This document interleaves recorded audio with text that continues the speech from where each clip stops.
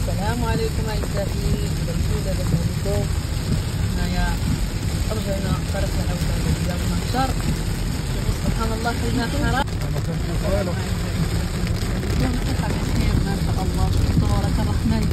يلا خرجنا مع الديوانة كان الحرارة الله ديالنا فرنسا، ولكن حنا بعيد دابا حنا متفرقين وحنا بدنا بالضبط فاش كنطلعها من ديال طريق العودة باش نبدو.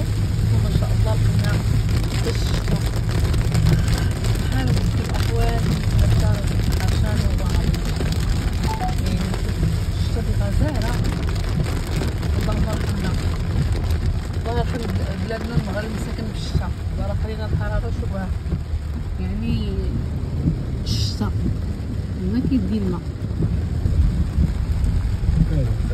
والله العظيم. واخا انا بعدا راه تفلعت شويه وقت كنصلي على الميت، ولكن منين خرجنا بانت فيا واحد الغمامه من البعيد قلت راه غادي يبقى الشتا دابا دزنا فيها وداكشي اللي كان. شوفوا ما شاء الله يا رب ترحم بلادنا.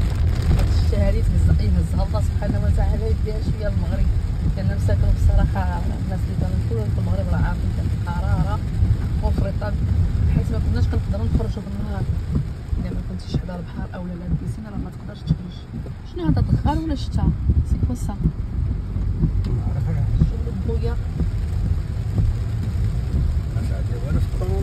لا غير كنتقدم، يمكن الا كانت شي قادوس كنا دايزين عليه. شوف سبحان الله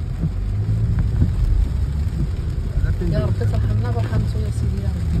يلا تبقاو على خير اعزائي، الله يوصلنا على خير. يلا دزنا شويه ما كاملاش 5 دقائق ولا ديك 10 دقائق صافي راه عاود تبدل. هي ما كتسقى، لكن عاوتاني غنزيدو شويه ملي شوف الغيام عاوتاني غتطيب او بقاو ندخلو ونخرجو في الشتا. والله